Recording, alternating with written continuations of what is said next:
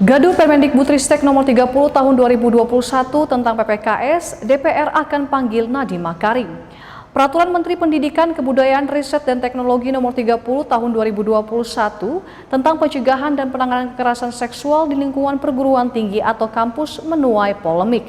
Banyak yang menyebutkan aturan terbaru yang diteken Menteri Pendidikan dan Kebudayaan, Riset, dan Teknologi Nadiem Makarim justru malah melegalkan perzinahan. Namun menurut PLT Direktur Jenderal Pendidikan Tinggi, Riset, dan Teknologi Nizam, aturan itu dibuat untuk mencegah kekerasan seksual di lingkungan kampus.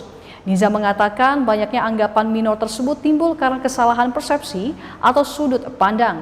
Saat ini, kata Nizam, beberapa organisasi dan perwakilan mahasiswa menyampaikan keresahan dan kajian atas kekerasan seksual yang terjadi di lingkungan perguruan tinggi yang tidak ditindaklanjuti oleh pimpinan perguruan tinggi. Kehadiran Permendikbudristek PPKS merupakan jawaban atas kebutuhan perlindungan dari kekerasan seksual di perguruan tinggi yang disampaikan langsung oleh berbagai mahasiswa, tenaga pendidik, dosen, guru besar, dan pemimpin perguruan tinggi yang disampaikan melalui berbagai kegiatan. Karenanya kekerasan seksual di sektor pendidikan tinggi menjadi kewenangan Kemendikbudristek, sebagaimana ruang lingkup dan substansi yang tertuang dalam Permendikbudristek tentang PPKS ini.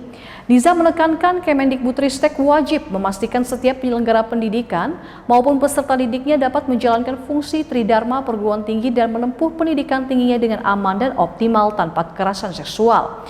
Lebih lanjut, Nizam menjelaskan bahwa Permendikbudristek PPKS dirancang untuk membantu pimpinan perguruan tinggi dan segenap warga kampusnya dalam meningkatkan keamanan lingkungan mereka dari kekerasan seksual, serta menguatkan korban kekerasan seksual yang masuk dalam ruang lingkup dan sasaran Permen PPKS ini, dan mempertajam literasi masyarakat umum akan batas-batas etis berperilaku di lingkungan perguruan tinggi Indonesia serta konsekuensi hukumnya. Menteri Pemberdayaan Perempuan dan Perlindungan Anak Bintang Puspayoga menegaskan tidak mentolerir kekerasan seksual dalam bentuk apapun, apalagi kekerasan seksual yang terjadi di lingkungan pendidikan seperti di kampus. Oleh karena itu, ia mengapresiasi dan mendukung terbitnya regulasi terkait pencegahan dan penanganan kekerasan seksual di lingkungan perguruan tinggi.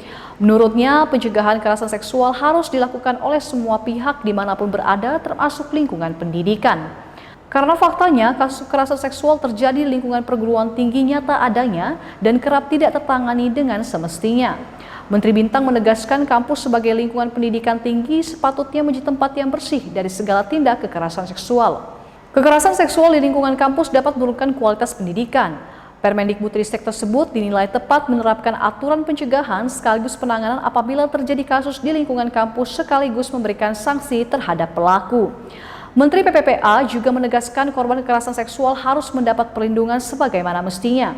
Karena itu, adanya penanganan korban melalui pendampingan, memberi perlindungan, dan pemulihan korban dalam Permendikbudristek tersebut sebuah langkah maju untuk menunjukkan keberpihakan kepada korban. Menteri Bintang mengharapkan regulasi pencegahan kekerasan dan penanganan kekerasan seksual di lingkungan kampus dapat diterapkan secara cermat dan tepat sehingga proses pendidikan di perguruan tinggi berjalan nyaman dan aman bagi semua pihak.